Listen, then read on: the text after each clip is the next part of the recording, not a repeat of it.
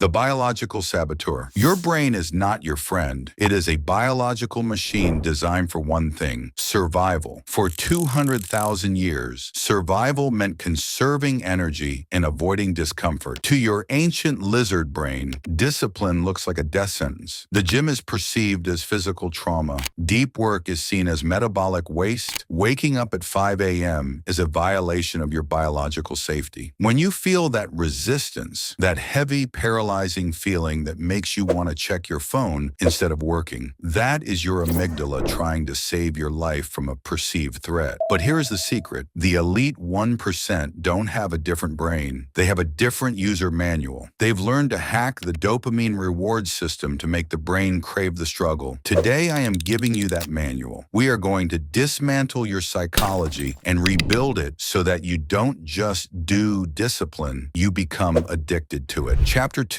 the dopamine trap and the modern crisis. We are currently living in the most dangerous era in human history for the human mind. We live in a cheap dopamine economy. Your ancestors had to hunt for days to get a dopamine spike. Today, you get it in milliseconds by scrolling a screen, eating processed sugar, or watching a 15-second clip. This constant flood of easy dopamine has fried your receptors. Your baseline dopamine is so low that anything requiring effort feels physically painful. You aren't lazy, you are biochemically compromised. To trick your brain into liking discipline, we must first implement a dopamine fast. You have to starve the monster of cheap thrills to make it appreciate the feast of hard work. If you don't control your dopamine, the algorithms will control you. Chapter 3, the prefrontal cortex versus the limbic system. Inside your skull, a civil war is raging. On one side, you have the prefrontal cortex, the CEO, the visionary, the part of you that wants the mansion, the health, and the legacy. On the other side, you have the limbic system, the toddler, the emotional center that wants cookies, naps, and comfort. Most people fail because they try to willpower their way through. But willpower is a finite battery. It drains every time you make a decision. To win, you must stop using willpower and start using systems. We need to put the CEO back in charge by automating the hard decisions. We're going to teach you how to bypass the toddler entirely using a concept called neuroassociation. Chapter 4, the 10-minute rule and the physics of effort. The biggest hurdle to discipline is static friction. In physics, it takes more energy to start a car moving than to keep it rolling. Your brain is the same. It doesn't fear the work, it fears the idea of the work. When you think, I have to study for 6 hours, your brain shuts down. The hack, the 10-minute entry point. Tell your brain, I'm only going to do this for 10 minutes. If I want to stop, then I can. This lowers the perceived cost of the task. Once you start, your brain begins secreting noradrenaline and acetylcholine, the chemicals of focus. Suddenly, the resistance vanishes. You don't need to finish, you just need to start. Chapter 5, temptation bundling, the neurobribe. If you want to train a dog, you give it a treat. You must treat your brain the same way. This is temptation bundling. You are only allowed to enjoy your high dopamine activities, like listening to a specific podcast or your favorite music, while you are doing a low dopamine task like cleaning, cardio, or data entry. You are effectively wiring pleasure into the pain. Over time, the neural pathways for the difficult task and the pleasurable stimulus merge. Your brain begins to anticipate the work because it anticipates the bribe. You are hacking the reward circuit to serve your long-term goals. Chapter 6, environmental design and the path of least resistance. Willpower is for losers. Winners design their environment so discipline becomes the path of least resistance. Your brain is inherently lazy. It will always choose the easiest option available. If your phone is in the room, you will check it. If the junk food is in the pantry, you will eat it. You must architect your surroundings. Make the bad habits invisible and the good habits unavoidable. If you want to run in the morning, sleep in your gym clothes. If you want to write, leave your laptop open on the desk with the document ready. Force your brain to choose the goal because it's the easiest thing to do in the moment. Chapter 7, identity shifting, the ultimate hack. Behavior that contradicts your identity will not last. If you say, I'm trying to stop smoking, you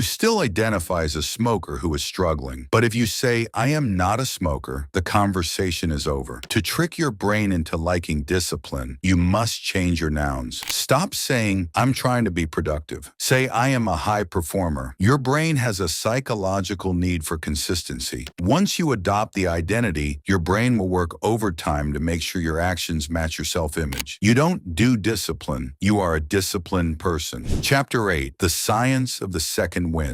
There is a moment in every difficult task where you hit the wall. Your brain screams at you to quit. Most people stop here, but science shows that if you push through this micro moment of intense friction, your body releases a second wind, a surge of endorphins and dopamine designed to help you finish the hunt. Discipline is the art of waiting for the second wind. You have to learn to embrace the burn of boredom and frustration, knowing that the chemical reward is just on the other side of the discomfort. This is where the 1% are made. They don't have less pain, they just have a higher tolerance for the wait. Chapter 9, The Philosophy of Chosen Suffering. Life is pain. You cannot escape it. You have two choices, the pain of discipline or the pain of regret. The pain of discipline is sharp, but it's temporary, and it leads to pride. The pain of regret is a dull, heavy ache that lasts a lifetime. When you choose to suffer, when you choose the cold shower, the heavy lift, the difficult conversation, you are taking the power back. You are telling your brain that you are the master, not your impulses. Chosen suffering builds a psychological callus. It makes you dangerous. It makes you unshakable. Chapter 10, The Call to Action, the Rebellion. The world wants you weak. The algorithms want you distracted. The food industry wants you addicted. Being a disciplined person in 2026 is an act of total rebellion. It is the only way to reclaim your sovereignty and your future. If you've watched this far, you aren't like everyone else. You have the attention span of a leader. But knowledge without action is just a mental masturbation. You need to prove to your brain right now that you are in charge. If you are ready to join the top 1%, hit that subscribe button and turn on the notification bell. This channel is a tribe for those who refuse to be average. We don't negotiate with our feelings. We execute our plans. Now I have a challenge for you. Do not just close this video and scroll. Go do one thing you've been avoiding for at least 20 minutes. Then come back and leave a comment saying identity shifted. I will be reading every single one. Stop being a spectator. Start being the architect. Stay disciplined. I'll see you in the next one.